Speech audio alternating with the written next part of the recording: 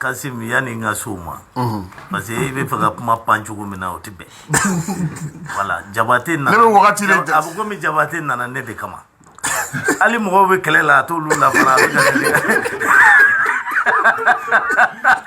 e ne be kuma ati ko mi politique mo ko mandine ko ati ko mi parti ko mandine ya fam ne teri chama de be parti ko o parti politique nyemo la. Donc, ne veut pas de manière générale. Il y a des gens qui ont ne beau défaut. Au côté k'a fo qu'on kame karsa de ma ou bien kame karsa ma. Il y a des parti nyemrota. Ni poulota par exemple. Ni poulo de demzenia kenyon fait. Poulo, le même poulo que tu vois la Kodem. Il y a Maître Tal, j'ai été chez lui pendant combien d'années? Shogel, depuis 25 ans, on est des amis. Tcheblé, qui est le chef du Parena, mais on se fréquente régulièrement. Moi, je n'ai que des Mourbo Siribé, c'est un ami. Igor, c'est un ami. Maître Demba, la même chose. Donc, moi, je fréquente tous les hommes politiques, ce sont des amis. Mais au Ténébali,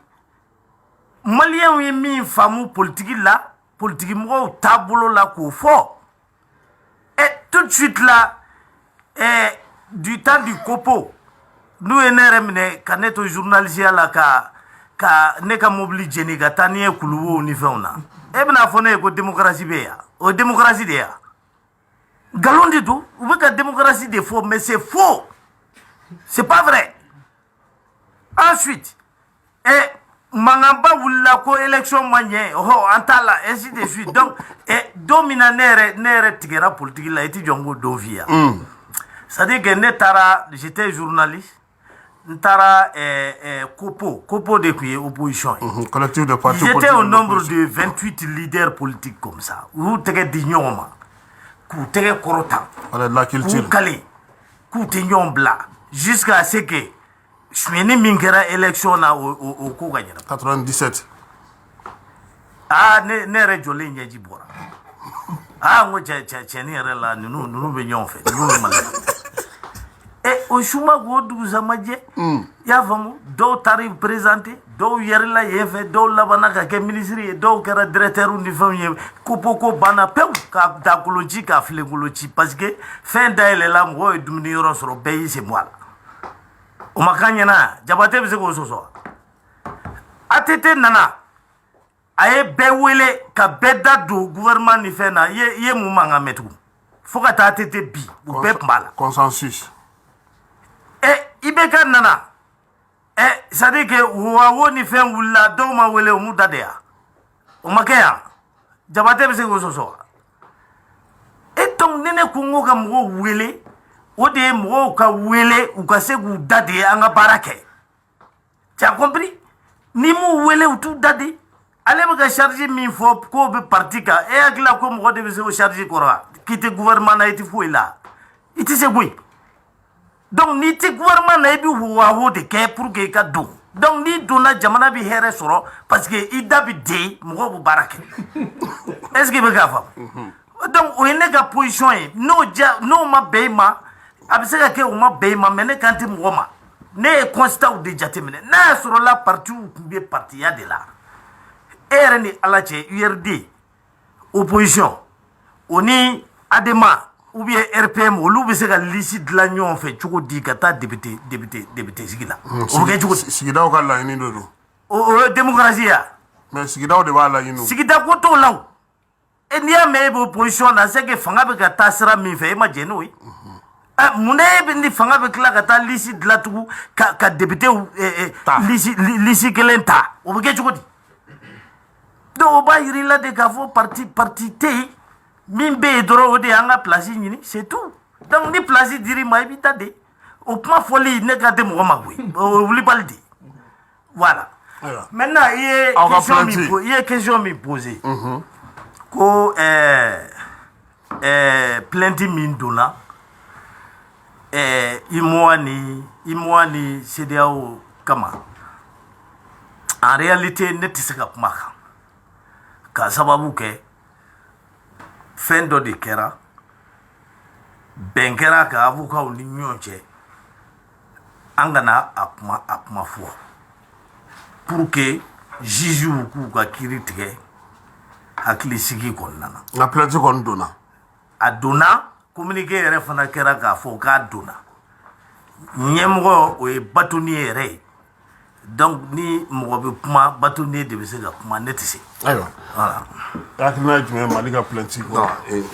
vraiment ni avocat y'o bila yɔrɔ min na an tɛ se ka o tɛmɛ mais je reviens encore n bɛna kuma dɔ fɔ a ye. ne m'a fɔ n ka. a laban bɛ sɔn ka jo sɔrɔ e kan dɛ. non a tɛ se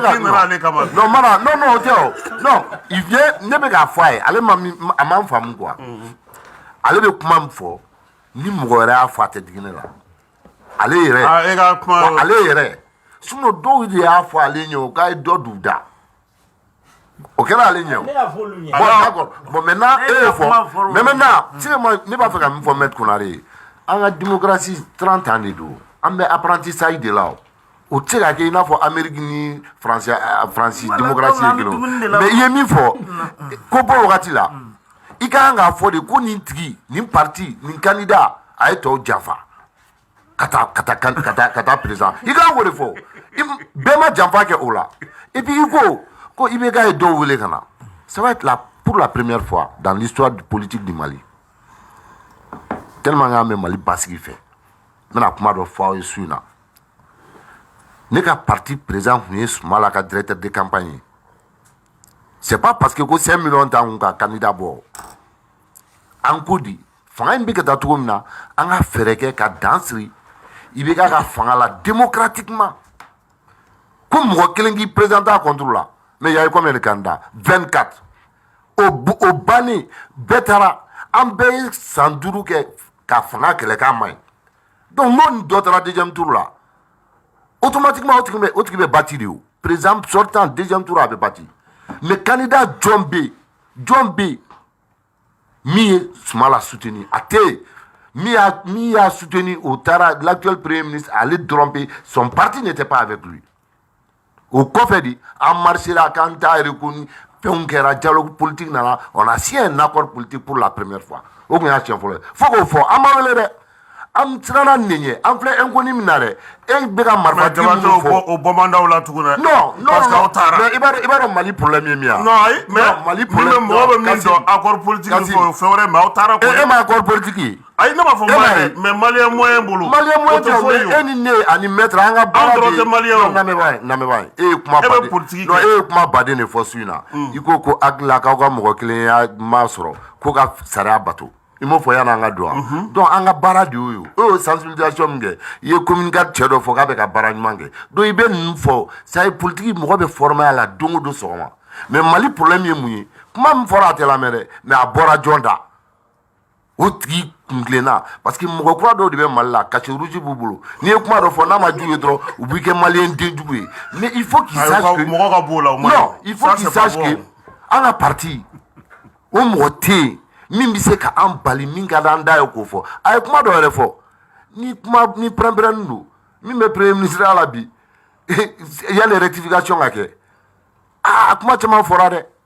donc il faut que an ka to yen min b'an fɛ an k'a fɔ on a tout dit ici et puis anw bɛ fanga la anw tɛ fanga la don min na yanni i bɛ ka fanga ka bin e tiri ka client nɔfɛ an y'an to gouvernement na k'a fɔ ko k'u bila ko mɔgɔ man kan ka minɛ manifestation pacifique la e kun y'u ka avocat ye mais bi n'i kumana dɔrɔn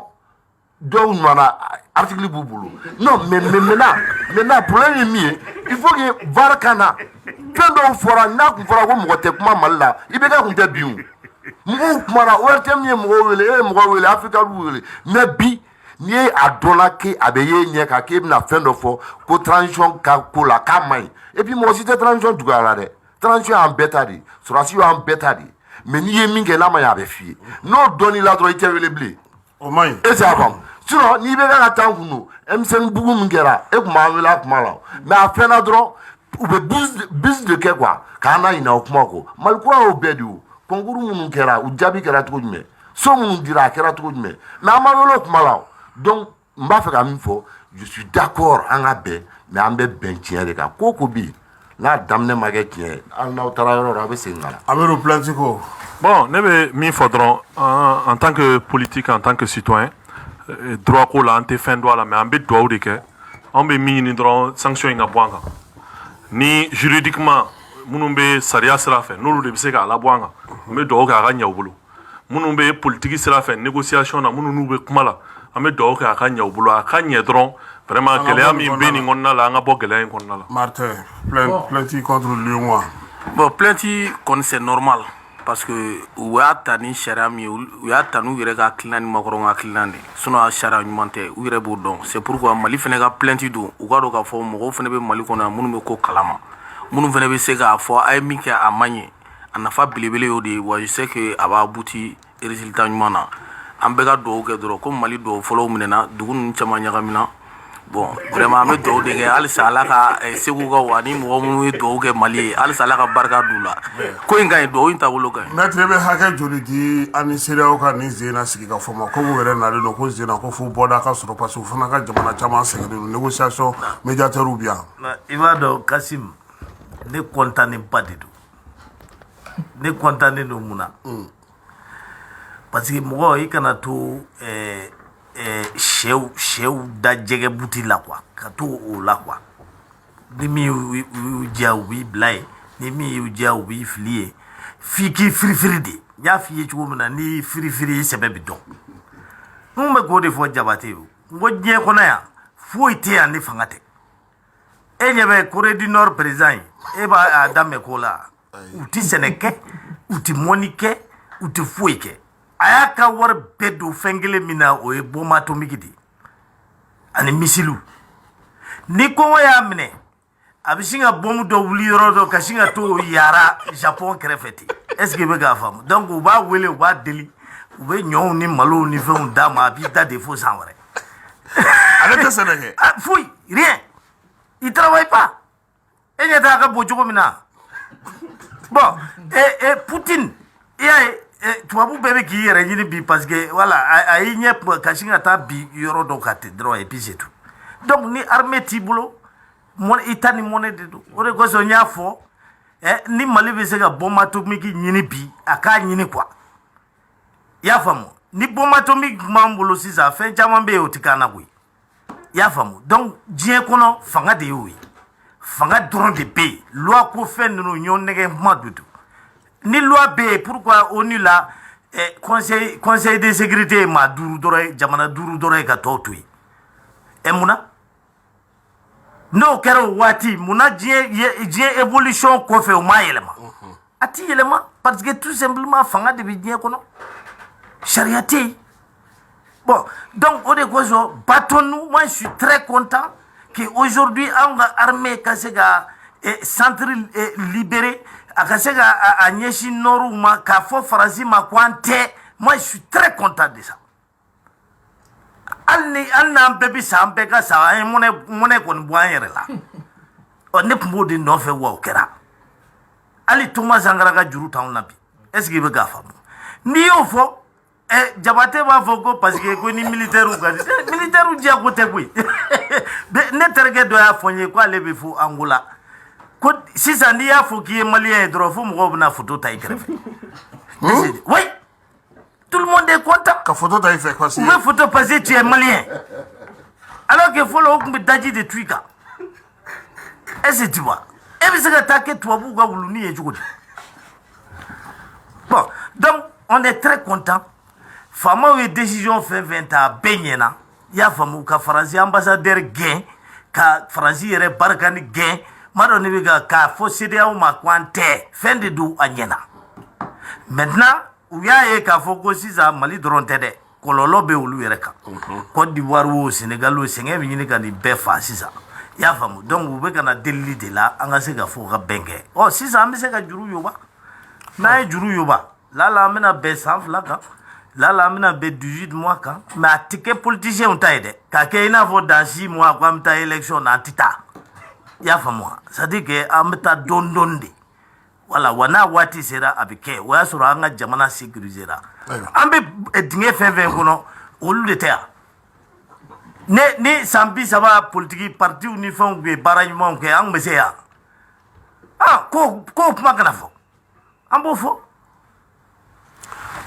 e bɛ garisɛgɛ joli di négociation ma Zena ani CEDEAO. non bon ni ne ka an ka tɔn ye memorandum dɔ kɛ anw ye kalo 9 de fɔ an y'a papier ci journaliste ma o ye anw ka hakilina ye mais i ka o kuma maître ye kuma dɔ fɔ sisan ko an bɛ juru yoba an ye san 5 de fɔ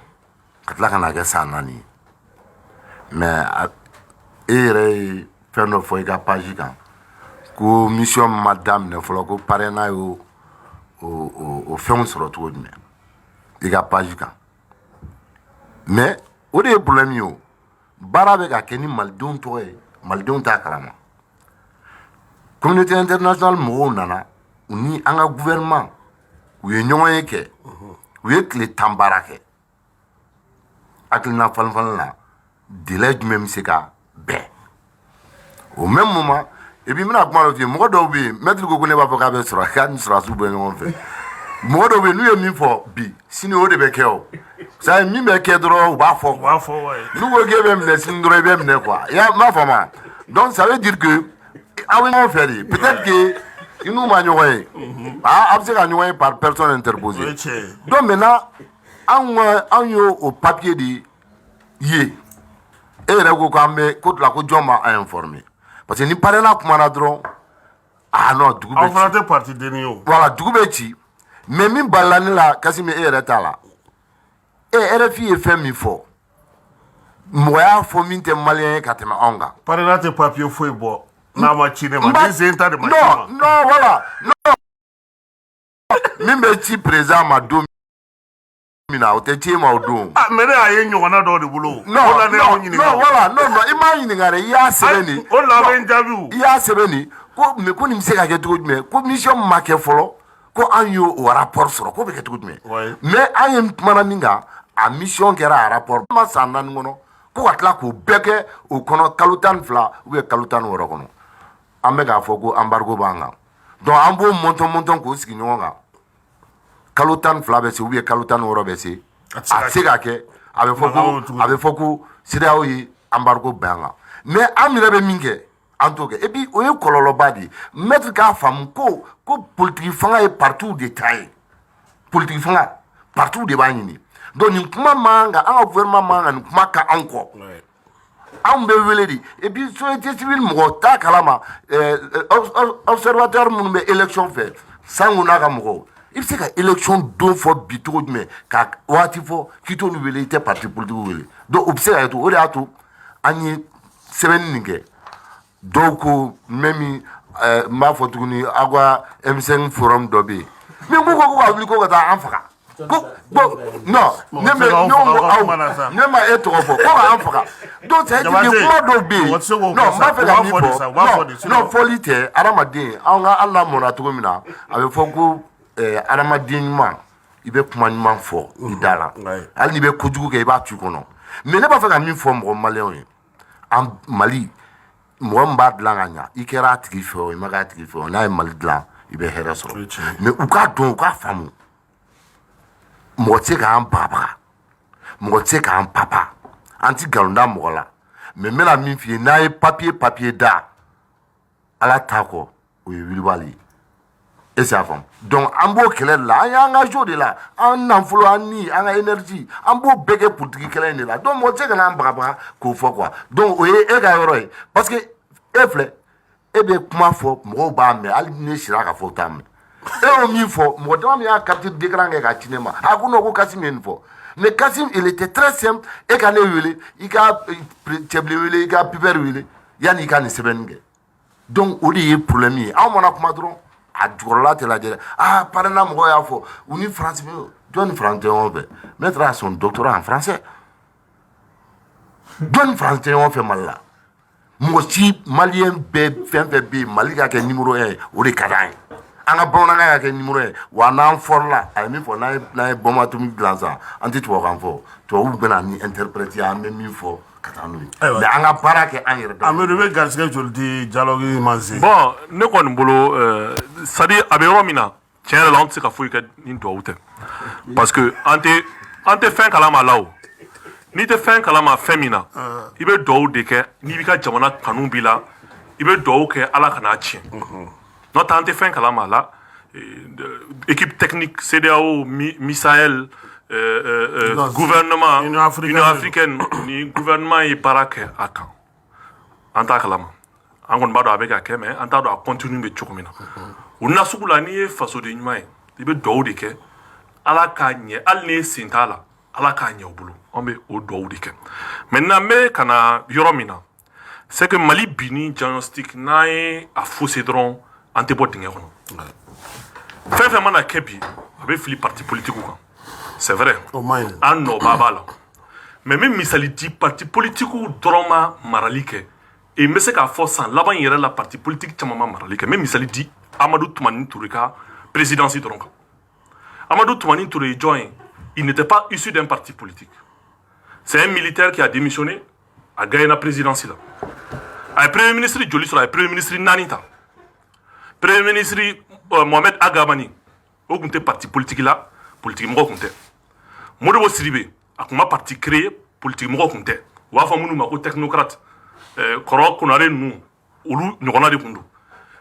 Madame Kayidama a tun tɛ parti politique la a tun bɛ technocrate a tun bɛ fɔ ale fana ma ko technocrate naaninan ye Ousmane Youssoufi Maïga ale fana tun tɛ parti politique la a fana ye technocrate de n bɛ k'o misali di dɔrɔn c'est pas pour que ka partiw dédouaner mais k'a fɔ ko mara min kɛra bɛɛ da donna la technocratiw yɛrɛ caman bɛ yen nɔ u b'a kɛ technocrate ye bi i bɛ ka pouvoir ta a caman tun tɛ parti la o i bɛ ka sigilen wagati min na u nana don i bɛ ka partiw la o kɛra ministre ye o tɛ parti politique mɔgɔ ye o lui n'est pas un militant a ma tɛmɛ partiw kɔnɔna fɛ a ma former parti la mais an ka na IBK yɛrɛ ka gouvernement na a ka premier ministre fɔlɔ a tun bɛ parti politique de la wa Umar Tatamli filanan tun bɛ parti politique la mais sabanan tun tɛ parti politique la o ye Modibo Keyita ye Modibo Keyita kɔfɛ jɔn nana Bube o tun bɛ parti politique la mais naaninan tun ye jɔn o tɛ Boubou Cissé tun tɛ parti politique la o donc n'an ko an bɛ diagnostic ta c'est une défaillance collective. Boubou ye wɔɔrɔnan de ye. Boubou ye wɔɔrɔnan de bon Abdoulaye Idrissa tun ye parti ye mais Boubou tun tɛ parti ye ani Boubou de binna ɲɔgɔn fɛ u tun tɛ parti politique la donc c'est une défaillance collective ale yɛrɛ Maître Konare n'u kɔrɔ don n ka bonya b'a kan ale yɛrɛ bɛ kuma u ka milieu juridique kan kosɛbɛ ka critique k'o kan e bɛ kuma journalisme kan e bɛ critique k'o kan donc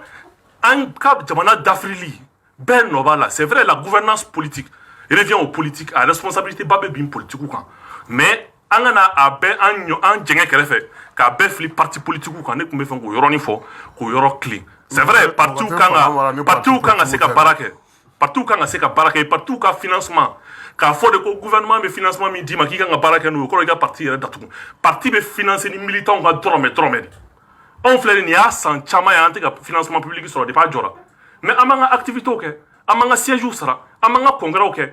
et an bɛ continuer ka financement kɛ dans les communes mais mun b'o kɛ an ka militants ka dɔrɔmɛ an'u ka mugan o de bɛ fara ɲɔgɔn kan o de bɛ k'a to parti sinsinnen don donc parti ka financement kan ka k'o ye mais parti man ka kɛ de ko i bɛ taa gouvernement na k'i ka militants ta k'u don direction na ka jamana wari ta k'i ka parti jɔ n'o ye o de kan ka dabila Mali kura la an bɛ jɔsen kura de ta jɔsen min n'i donna gouvernement na e bɛna mission de accompli mɔgɔ min ni min ka kan i b'o d'o ma chacun selon ses mérites c'est ça le Mali. Martin ka kɛ ni CEDEAO ka délégation nali an y'a ye k'a fɔ a kumaw bɛ sen na i fana hakilinaw ye jumɛn ye a la. bon ne hakilina ye min ye o ye san 5 in de ye. hali gouvernement yɛrɛ t'o kan tuguni papiyew la papiye min bɛ ninnu bolo parce que n'u ye papiye min bɔ gouvernement yɛrɛ y'o bila. mais a fɔra ko kalo 6 ne bɔra a tɛ se ka k'o kɔnɔ. a ye kalo 6 ko kuma t'a la fana. bon o t'a la bon san 5 min fɔra programme min taara yira CEDEAO la a taara ni san 5 in de ye n t'a dɔn ni y'o ye ça veut dire olu de b'a dɔn plan b'u bolo ko dɔ de kɛra ni. ayi ze plan min kɛra a ma kɛ Mali gouvernement kɔ a ma kɛ CEDEAO kɔ a ma kɛ Union africaine kɔ a ma kɛ médiation Algérie yɛrɛ min bɛ k'a ko bɛɛ piloter u bɛɛ de jɛra ka plan min kɛ n'o kan ka fɛn nin tile 2 in kɔnɔna na o munumununen tɛ. o date ma fɔ fɔlɔ. a date fɔlen ne b'a fɔ e de t'a dɔn. bon e t'a dɔn ka ban. ne tɛ se k'a fɔ. bon ni min ma publier. parce que a b'a yamaruya fɔlɔ. bon ni min ma publier an t'o fɔ me kuma fɔ n ko san 5 ye ne fɛla ye mais jamana minnu bɛ k'an dɛmɛ n'o ye CEDEAO ye n'o ye ONU ye n'o ye mɔgɔ bɛ yen n'o y'an dɛmɛbaga ye bi n'u ko k'an ka segin ka kuma ni CEDEAO yɛrɛ pour que embargo ka bɔ an kan an ka dati fɔ dati min bɛ bɛn bɛɛ ma ni o kɛra sa bɛɛ da donna kuma la dati mana b'o kɔnɔ ne b'o kɔ parce que jama bɛnkan mɔgɔ man ka b'o kɔ mais ni ne kɔni don u kun ye min fɔlɔ fɔ parce que coup d'état de kɛra an tɛ fɛ coup d'état wɛrɛ ka kɛ yan mɔgɔ min bɛna ninnu kɔfɛ u k'u tilen min fana bɛna o kɔfɛ u k'u tilen n'o ma kɛ ne b'a dɔn ni coup d'état wɛrɛ kɛra an bɛ sa sɔrɔsi fanga la cette fois ci parce que san 5 tɛ fitinin de ye san 5 ma fɔ an ɲɛna jɔnni banna e bɛ se ka mun kɛ ko kalo 6 ka taa san 5 an ye san 5 ta ka kalo 6 fili ça veut dire an tun bɛ t'o de kan ni ka sɔrɔ gɛrɛntɛ kun ma na o maintenant an bɛ min fɔ dɔrɔn an k'an jogo falen après ni sɔrɔsiw ye fanga sigi civils ma an ka jamanadenw na balo ka ɲɛ normalement jamana min yɛrɛ kɔnɔ ko an bɛ lafiya ɲini jamana kan ka nasɔngɔ tilankɛ ta jamanaden bɛɛ ka nasɔngɔ tilankɛ n t'a dɔn i bɛ ka n ka bamanankan faamu o se bɛ jamana ye o se bɛ jamana ye i m'a kɔlɔsi n'i taara Europe fantan ni fama bɛɛ bɛ duman dun mais n'i nana anw fɛ yan depuis lawale an ka togodaw la to n'an kelen de bɛ naji t'a la bon alors que an bɛ se ka village agricole ninnu créer ka se ka fɛnw nɔgɔya état bɛ se ka 20 milliards de région bɛɛ la dans le secteur agricole pour que ka se ka nɔgɔya kɛ bɛɛ kan n'an fɛnw bɛ nɔgɔya cogo min na moi je crois que n'an ye baara k'olu kan an bɛɛ lajɛlen bɛ lafiya i lafiyalen bɛ dumuni kɛ ka taa école la i lafiyalen bɛ ka taa baara kɛ sara dɔgɔyara sara bonyana o ni nasɔngɔ min dira a bɛ nan bɔ moi je crois que état kan ka baara k'o kan n'an bɔra nin ko ninnu kɔnɔ région bɛɛ n'a ka village agricole région bɛɛ ka balo ɲuman sɔrɔ o gɛlɛya de b'an kan o de y'a to coup d'état yɛrɛ n'a fɔra i bɛ population ye bɛɛ bɛ bɔ k'i jɔ i sen kan depuis sɔgɔma fo wula tɛgɛrɛw bɛ fɔ a ɲɛna président gɛnna bɛɛ ko k'a ɲɛna ne ma deli k'a ye fɔlɔ président gɛnna ko mɔgɔw bɔra k'u jɔ k'u disi jɔ a ko kɔrɔ parce que président bɛɛ gɛnni jara mɔgɔ ye wa hali ni coup d'état min kɛra ne y'a bɛnnen don maliyɛnw ma bi parce que u ɲɛ bɛ hɛrɛ dɔrɔn ni natɔ la a kɔnɔ u tun ma sigi ni ko minnu ye olu de bɛ ka kɛ maliyɛn ka hɔrɔnya seginna ma an bɛ a fɔ bi panafricain fɛn bɛ diɲɛ kɔnɔ bi n'u bɛ ka Assimi soutenir an b'u bɛɛ fo hali ni a kɛra san 5 i m'a dɔn a bɛ bɛn maliyɛn caman ma surtout minnu tun bɛ embargo total kɔnɔ min tɛ CEDEAO ka embargo ye ka t'i ka dugu minɛ ni kurusi senda kurulenninw ye yɔrɔw ɲɛfɛ moi je crois que an bɛ ka bɔ o min kɔnɔ ala sa ala ka barika don Mali la ala ka transition ye ala k'a sinsin an ɲuman ka bɔ a kɔnɔ labɛn minnu kɛlen don an kama ala k'an kisi o ma ani minnu t'u sigi jamana wɛrɛ kan ka message bila ka na k'u bɛ gouvernement sigi n'u y'a sigi n'u donna Mali kɔnɔ don min na u kan ka taa kaso la o don parce que an ka hymne de b'a jira k'a fɔ ni jamanaden min bɛ kɔfɛ o i b'a kɔnɔ o n'i ye faso in kɛlɛ i bɛ kɛlɛ de fo ka se a dan na i tɛ se ka t'i sigi wali jamana kan k'i bɛ a fɔ k'i bɛ kojugu ɲɛsin i ka jamana ma on est contre ça an bɛ min fɔ dɔrɔn gouvernement ɲɛna u ka u kɔlɔsi mɔgɔ bɛ o sira modèle kan ka jamana mélanger vraiment an ka ɲini an ka se ka an jɔ an jɔyɔrɔ la o jugu modèle mana fara Alasani ninnu ka juguyaw ni nanzara minnu b'an ka dugu jukɔrɔ sɔrɔ nɔfɛ an tɛna se k'a kunbɛn an bɛ dugawu kɛ halisa ala ka Mali don dibi la. ayiwa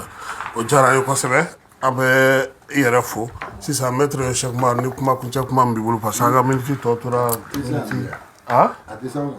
ayi kuma kuncɛ kuma de bɛ yen sisan bɛɛ bɛ kuma a donna ko Jabate dunan ye yan minɛ ale ka kuma kuncɛ Jabate tɛ fɛ hali kuma ka di Kasim fɔlɔ ye mun ye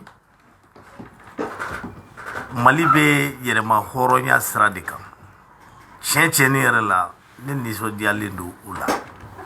parce que tubabuw kun kɛlen don ka système dɔ de sigi yan depuis 1991 olu de b'an ka faamaw sigi i y'a faamu u b'i tɛgɛ minɛ ka taa yaala n'i ye dugu ni dugu Umar Bongo ninnu ni Ouattara ni fɛn ninnu olu bɛ miliyari damadɔ kɛ ɲɔgɔn kan k'o d'e ma e bɛna mɔgɔw san parti caman bɛ k'i bolo i b'olu yɛrɛ fana san parti tɛ vendeur de voix en gros ye sa wa grossistes non Jabate alors donc i b'olu san k'olu kɛ ɲɔgɔn kan et puis tu passes à élection dɔw bɛ se ka miliyari 10 dépenser pendant que mɔgɔ dɔw bɛ million 100 t'olu bolo donc tubabuw kun kɛlen don k'o système de sigi wa tant qu'o système kun bɛ yen olu ka mɔgɔ de bɛ passer o système nin de firila da kan sisan tubabu tɛ maa si sigi yan bilen i y'a faamu n'i b'i jija i b'i jija o ye kelen ye filanan CEDEAO IMOA ninnu fɛn fɛn filɛ nin ye an bɛɛ y'a faamu sisan k'a fɔ an ɲinw tɛ donc faransi ka lasigidenw de don donc an ka fɛɛrɛ ɲini n'an bɔra nin crise kɔnɔ an bɛ se k'an yɛrɛma hɔrɔnya tɔ ta cogo min na mɔnɛ ko sira kan ani sira wɛrɛw kan ni ne ko n ka bɔ CEDEAO la mɔgɔ dɔw bɛ kule mais n'i bɔra CEDEAO la o kɔrɔ tɛ k'a fɔ ko maa bɛ jamana bɛ CEDEAO la k'i n'olu kɛlɛla o tɛ o i mana bɔ CEDEAO la i bɛ se ka taa jamana ni jamana ka accord kɛ bilatéral ye Sénégal accord dɔ b'i n'olu cɛ Burkina accord dɔ b'i n'olu cɛ Abidjan accord b'i n'olu cɛ mais o accord b'i n'olu de cɛ a t'i ni CEDEAO cɛ n'u bɛ t'u ka CEDEAO la u ka to a la yen mais accord de bɛ ni jamana kelen kelen bɛɛ cɛ Guinée t'o cogo de la pardon Mauritanie ni Algérie ni fɛnw bɛɛ t'o cogo de la olu bɛ CEDEAO la donc Algérie accord b'a ni Mali cɛ accord b'a ni Maroc cɛ accord b'a ni maa wɛrɛw cɛ c'est comme ça hali Donald Trump nalen États-Unis n'a bɔra accord ba ninnu bɛɛ la ka sɔrɔ ka accord kɛ ani jamanaw ni ɲɔgɔn cɛ kelen kelen ne b'o système ɲɔgɔn de fɛ i y'a faamu o b'a to ni min ma to i ta la a bɛ fara ɲɔgɔn na i ni tɔw bɛ continuer mais o de ye wahatari ka t'i sigi u kana juru don i kan na ka gɛrɛntɛ ta k'i ka frontière datugu c'est quoi ça CEDEAO ni IMOA ma dabɔ de pour que ka commerce ni libre échange développer embargo jumɛn de sɛbɛnnen don olu ka texte kɔnɔ bingani dama de don c'est pourquoi an bɛ k'a f'i ye n ko loi tɛ diɲɛ kɔnɔ fanga dama de bɛ yen i b'i jija ka armée ɲɛnama sɔrɔ bon an b'o sira kan sisan donc an kan k'o sira de continuer maintenant élection fɛn do a cɛ ka ɲi mais a ka kɛ waati kɔnɔ waati min n'a y'a sɔrɔ la an kɛlen don ka jamana jɔ a sen kan i y'a faamu k'an girin ka taa élection na ko élection on n'est pas d'accord donc territoire ka sécuriser campagne électorale ka se ka kɛ terroriste kana se ka candidat si minɛ ka tunu n'a ye i y'a faamu i n'a fɔ Sumayila Sise ta kɛra cogo min Ala ma hinɛ la donc ninnu de ye ne ka laɲinitaw ye et puis siɲɛ wɛrɛ ni partiw ye fanga sɔrɔ président min mana sigi i b'a dɔn k'a fɔ ko maliyɛnw diminen don partiw kɔrɔ donc partiw bɛ ɲɛ cogo min na i b'o sira ta partiw yɛrɛ bɛ ɲɛ cogo min na olu yɛrɛ fana b'o sira ta i y'a faamu o la politique bɛ réhabiliter crise de b'a to nin bɛɛ bɛ dɔn et pourquoi assise kɔnɔ résolution fan bɛɛ la bɛɛ ko ka dɔ bɔ partiw nombre la ka da mun kan pourquoi m'a fɔ dɔ ka bɔ fɛn wɛrɛ la fo partiw nombre parce que mɔgɔw diminen de don o kɔrɔ n'an m'o faamu an ma fɛn bɛrɛ faamu dɛ politique mɔgɔw diminen de don partiw kɔrɔ donc u ka baara taabolo u k'a falen i n'a fɔ an y'a fɔ cogo min na fɛn wɛrɛw ka falen jamana kɔnɔ donc olu fana ka baara taabolo u k'a falen o fɔli kɔrɔ tɛ k'a fɔ i bɛ mɔgɔ parti contre la o fɔli kɔrɔ tɛ k'a fɔ i bɛ politique mɔgɔ contre la Jabate yɛrɛ ye ne terikɛ ye mais a nalen don kama bi quoi Jabate kuma jumɛn b'i fɛ ne b'a fɛ ka i fo fɔlɔ n diyara n ye mais Maître Konare ka kuma in yɛrɛ c'est en contradiction avec la constitution du Mali constitution an kana débat kura non débat tɛ kurakuraya Mali président fɔlɔ olu ka constitution na olu de ko Mali pɛrɛlen don ka diɲɛ jamana fan dɔ walima a fan bɛɛ lajɛlen unité africaine ye donc i tɛ se ka taa o la ale ka mɛn min ma ko ka accord kɛ jamana kelen kelen ni ɲɔgɔn cɛ donc ça veut dire que ale yɛrɛ ma sɔn min ye indépendance d'a ma n'an bɛɛ b'an disi gosi n'o ye a ma sɔn o ma et puis a bɛ k'o min fɔ Mauritanie ni Laginɛ a ka Mali ka situation géographique la et puis ale ta ye min ye a bɛ voyager avion de la sinon minnu bɛ voyager duguma sira fɛ Garante b'u don Côte d'Ivoire a b'u don Ghana a b'u don donc u k'u miiri to o mɔgɔ ninnu na o mɔgɔ ninnu visa c'était minnu ye n'u bɛ doni ka bɔ kɛ Afrique de l'Ouest kɔnɔ CEDEAO kɔnɔ an balima minnu tun bɛ Côte d'Ivoire séjour ko e bɛ dɔɔnin dɔn a la ou bien a kuma mɛn donc n b'a fɛ k'o de fɔ mais a bɛ ka min fɔ jamana yɛrɛ ne ka faamuyali la an démocratie élection o de y'a fura yɛrɛ o de y'a fura kɛcogo ɲuman dɛ non o de y'a fura kɛcogo ɲuman de ko don programme ɲuman min filɛ olu bolo ka bombe ni fɛnw dilan dɔw k'o kɛ programme ye maliyɛnw k'o ta dɔrɔn o la ale yɛrɛ ye min fɔ ko ambassadeur de France gɛnna kuma min na ale yɛrɛ y'a fɔ pouvoir illégitime illégal ale bɛ k'o fɔ donc o de b'a to i y'o fɔ i ko k'u y'a ta ni fanga de ye ko coup d'état ko jagoya fanga ayi non i ye min fɔ n y'a tubabukan de f'i ye ɔ voilà n y'a tubabukan de f'i ye donc n bɛ fɛ ka min ye min fɔ d'aw ma ɔ voilà donc i y'a fɔ donc pour que o kana fɔ parce que n'o fɔra ne ka fanga ma a bɛ digi ne la pour que o kana fɔ an dalen don min na komi a tilara k'a fɔ fɛnɛ ko maliyɛnw y'a faamu ko wari tɛ mɔgɔ san bilen donc an ka taa élection na u ka mɔgɔ ɲuman ta ka programme ɲuman ta pour a bɛɛ bɛ gérer mais n b'a fɛ ka min fɔ franchement n b'a fɛ ka min fɔ mali bɛ niveau min na minnu bɛ kuma la u t'a dɔn mali bɛ dingɛ min kɔnɔ n'an m'an bolo di ɲɔgɔn ma a bɛ gɛlɛya dɛ propagande ka ca ko ninnu na an k'an bolo di ɲɔgɔn ma an tɛ jamana wɛrɛ foyi sɔrɔ ka tɛmɛ mali kan mais maliyɛn nationalité tɛ yen min ye a premier ye quoi an bɛ mɔgɔw wele u ka n'an dɛmɛ mais n'u nana an dɛmɛ an yɛrɛ jɔyɔrɔ ye mun ye an ka bɔ a bɛɛ la moi je suis d'accord mais an mana min fɔ jɛ la o ye maliyɛnya ye depuis a tɔgɔ tɛ ko mali n'i y'i dalakan di diinɛ la a bato